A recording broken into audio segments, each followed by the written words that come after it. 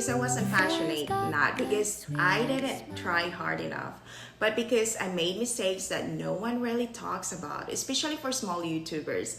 If you're feeling stuck, discouraged, or wondering if YouTube is even worth it, this video might explain why and hopefully help you avoid the same mistakes I made. If you're new here, I'm a small YouTuber just like you. I didn't blow up overnight. I didn't go viral. I didn't get thousands of views until now. In fact, my YouTube journey hasn't been linear at all. I've quit YouTube more than once. I came back, I got monetized, I got demonetized. I quit again, I paused. And now I'm here again trying one more time. When I first started, I truly believed that if I stayed consistent and made good videos, growth would just happen. But no one prepared me for how emotional this journey could be. Yes, YouTube growth is slow. It messes with my confidence, and sometimes it makes me question if it's even worth it. And as we head into 2026, my goal is simple. I'm trying again with more clarity, more patience, and way more grace for myself. And today, I want to share the biggest mistakes I made on YouTube, what they cost me, and the lessons I wish I had learned earlier, especially if you're a beginner or a small content creator who's thinking about giving up. So yes, mistake number one, obsessing over views. Yes, this was me before. Obsessing over views and subscribers. One of my biggest mistakes was checking my analytics constantly.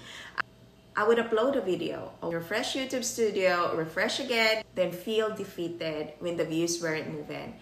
Every low view video felt personal, like YouTube was rejecting me, YouTube doesn't like me.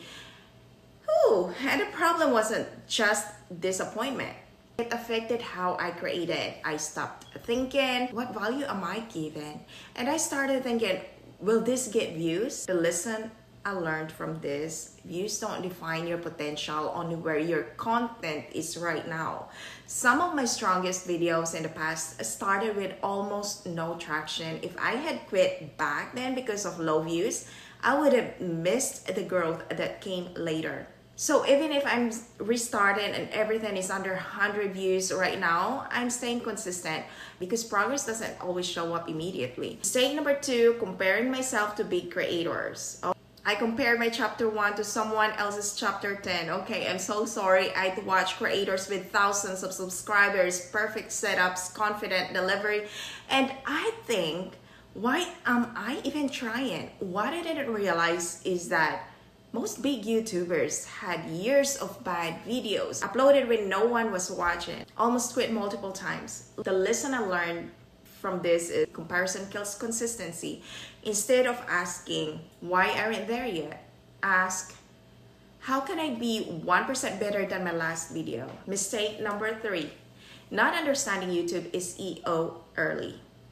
This one hurt. I spent so much time making videos, talking on cameras, doing this, editing, blah, blah, blah, but almost no time thinking about how people would find them. How people would find my video. I used vague titles, weak descriptions, no real keywords. I treated YouTube like a social media, like my Facebook, just post and then that's it. I treated YouTube like social media when it's actually a search engine. Lesson learned, YouTube SEO matters more than perfection. Once I learned about searchable titles, long or short tail keywords, clear video topics, my video started getting views months after I upload. That's when I realized YouTube rewards clarity, not just creativity. Mistake number four, chasing viral videos instead of direction. At one point, I tried everything. One video here, another niche there. Trending sounds, random topics. I thought being flexible meant being smart, but really I was confusing the algorithm, my audience, myself. The lesson I learned, you don't need viral videos, you need a clear direction. Once I focused on one audience, one main message, my channel finally started making sense. Mistake number five, inconsistency from burnout. I uploaded consistently, then disappear. Not because I didn't care, but because I was exhausted. I put pressure on myself to be perfect. Make sure that this is nice and pretty and whatever. I never miss a week thinking about what I'm going to upload and when I'm going to upload. Eventually, that pressure made me avoid uploading at all.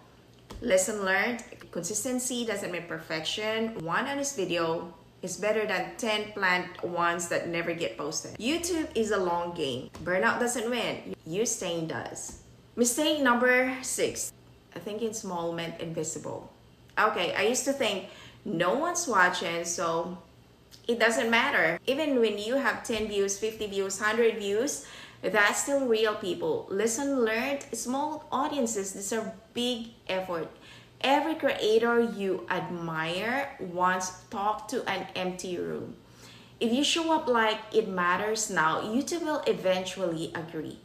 Mistake number 7, quitting mentally before quitting physically. This might be the biggest one. I didn't quit YouTube, but I expected it to fail. I uploaded with doubt, created with fear, assumed it wouldn't work. The lesson I learned, you can't grow something you've already given up on mentally. Okay, once I shifted to unlearning, not failing, everything changed. If you take nothing else from this video, remember this.